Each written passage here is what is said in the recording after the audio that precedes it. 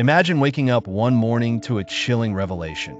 Every struggle in your life, every physical ailment, every moment of confusion and pain stems from a single, horrifying truth, one you didn't cause. Your trembling hands, labored breathing, and clouded thoughts trace back to choices made before your birth.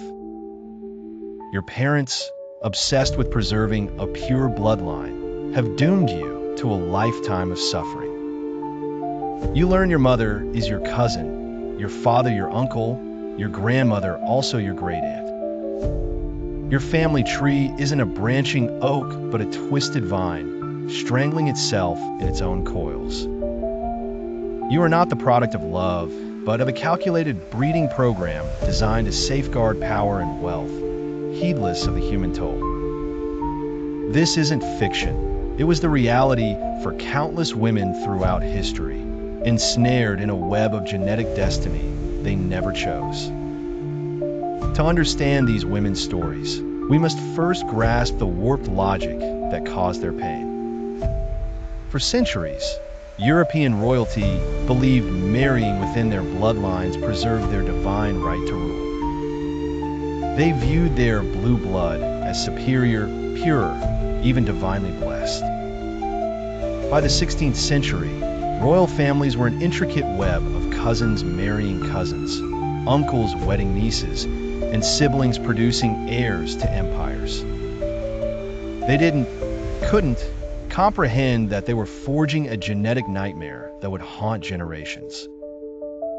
The Habsburgs of Austria and Spain mastered this self-destructive practice. Their motto might as well have been, "Let others wage wars, you, happy Austria, marry." But these marriages weren't joyful. They were calculated disasters, birthing some of history's most tragic figures. Our first story takes us to Vienna, 1634, within the shadowed halls of the Habsburg Palace. A child, Maria Anna of Austria, is born already bearing the Habsburg Curse in her genes, the result of generations of cousin marriages. Her family tree is so tangled it resembles a noose. From her earliest memories, Maria Anna knows she is different. While other children play freely, she struggles to walk, her spine unnaturally curved, making breathing a chore. Her protruding jaw makes eating solid food nearly impossible. Servants cut her meals into tiny pieces, and even then, every bite is an ordeal. Yet her physical pain pales beside the psychological torment of understanding why she suffers. Surrounded by portraits of her ancestors, she sees her own deformities mirrored in their faces, an uncle with her jutting jaw, a grandmother with her curved spine. With devastating clarity, she realizes she is not unique, but the latest victim of a genetic catastrophe. Palace physicians, with their bloodletting and prayers, offer no solace. They whisper of the Habsburg Curse, but never to her face, speaking instead of mysterious ailments and divine will, avoiding the truth everyone knows. Her suffering stems from her family's obsession with bloodline purity. Maria Anna spends her days in dim rooms, curtains drawn to shield her from the world, and the world from her. She devours books, her sharp mind a rare refuge in a failing body. In literature, she escapes to worlds where bloodlines don't dictate destiny, where love, not lineage, shapes lives. She becomes a case study, not a person, a living testament to genetic failure. Loneliness stings worse than pain. Potential suitors, all cousins, recoil at her appearance. Next, we step into the golden halls of the Spanish court, where Margaret Theresa, born in 1651, carries an empire's weight in her frail body. Daughter of Philip IV and his niece, Maria Anna of Austria. Yes, his niece, as such marriages were routine. She is immortalized in Diego Velázquez's exquisite paintings. These masterpieces show a child who should be playing, instead draped in heavy court gowns. Her small face bears the Habsburg marks, a protruding jaw, distant eyes hinting at developmental delays, a posture suggesting spinal issues. Velázquez, too diplomatic to highlight these flaws, lets them subtly show. Margaret Theresa's tragedy isn't just physical, it's her utter lack of agency. From birth, she's a political pawn, betrothed as a toddler to her uncle, Leopold I, Holy Roman Emperor. The engagement is hailed as a diplomatic triumph, with no thought for the child at its heart. She grows up knowing her sole purpose is to marry her uncle and bear heirs. Despite a fine education, languages, music, dance, her skills only serve to make her a more appealing bride. At 15, she weds Leopold, 26, her father's brother.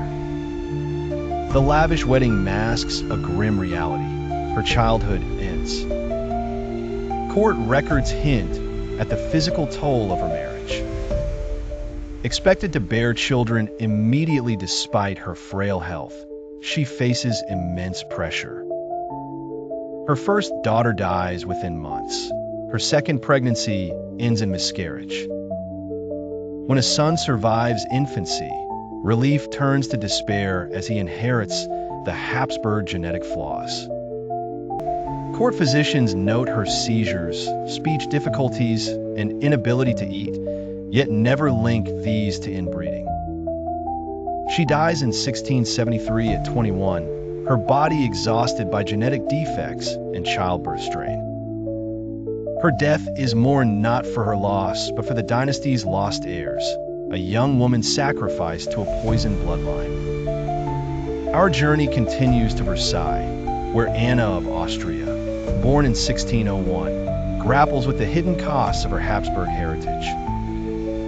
Daughter of Philip III of Spain and his niece, Margaret of Austria, her early life in Madrid mirrors the Habsburg pattern: slow development, a protruding jaw, and severe anxiety and depression. At 14, she's married to Louis XIII of France to seal peace between Spain and France. Uprooted to a foreign court, she's expected to adapt instantly. Louis, cold and possibly struggling with his own mental health, shows little affection. Anna's role as queen demands heirs, but her genetic defects make healthy childbirth elusive. Her first pregnancies end in miscarriage or infant death, each loss deepening her despair. Court physicians blame her, subjecting her to painful treatments, bloodletting, purges, humiliating examinations, searching for feminine defects. No one considers her inbred heritage. The Spanish infantas of the late 17th and early 18th centuries are emblematic of the genetic tragedy that reached its peak within the Habsburg dynasty.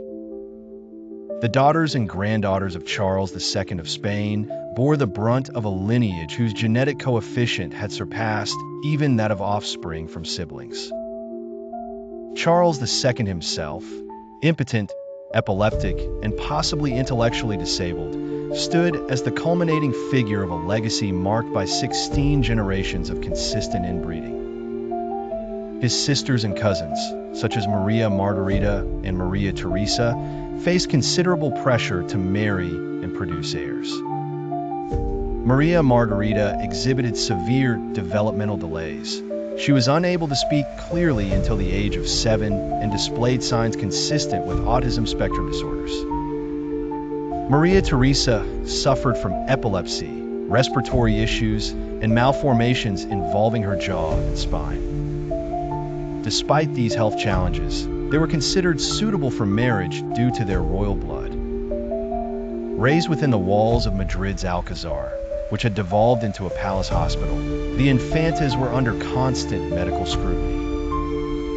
Their documented ailments included epilepsy, physical deformities, and psychiatric disorders.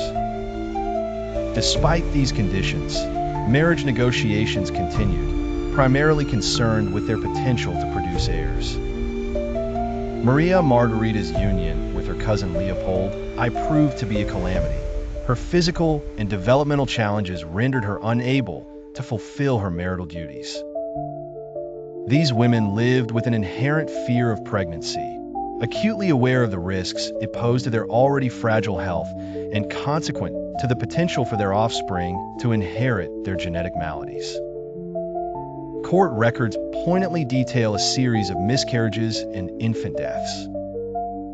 The mothers often bore the weight of guilt, oblivious to the genetic underpinnings of these failures. Beyond the physical, the psychological impact was severe. Lingering anxiety, depression, and PTSD rendered them increasingly reclusive and filled with shame.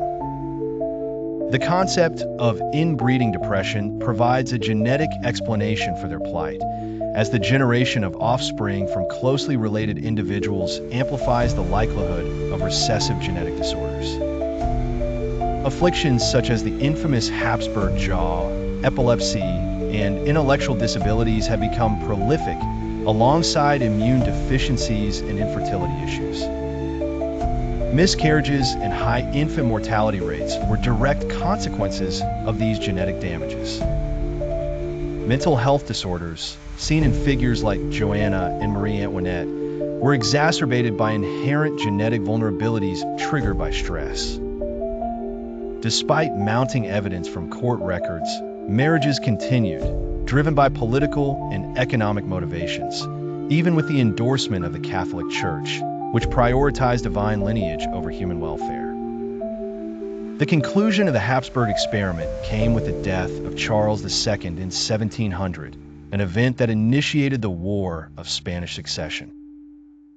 It's ironic how his infertility spurred the end of the Spanish Habsburg line, gradually awakening a consciousness towards the perils of inbreeding. This shift saw a reduced extremity in cousin marriages. Though their suffering was onerous, it was not in vain. The documentation of their experiences contributed significantly to modern genetics and underscored the importance of genetic diversity. Their endurance was not merely survival, but served to elevate human resilience amid unimaginable hardship. Maria Anna's academic pursuits, Joanna's deep affections, Margaret Theresa's grace and his devoutness, and Marie Antoinette's bravery reveal a more profound narrative. Their legacy remains tragic, yet redemptive. Tragic because their suffering was preventable. Redemptive because it propelled scientific understanding, inhibiting similar fates for future generations. They were more than royal symbols. They were daughters, wives, and mothers, deserving of compassion. Their muted voices echo through history, pleading to be remembered as humans, not pawns, and to encourage humanity's advancement to prioritize compassion and value human worth over rigid adherence to prestige or ideology. Thus, while the Habsburg Curse has concluded, their memory persists as a stark reminder of the price of valuing lineage over human life, and serves as a beacon urging compassion and acknowledgement of shared humanity.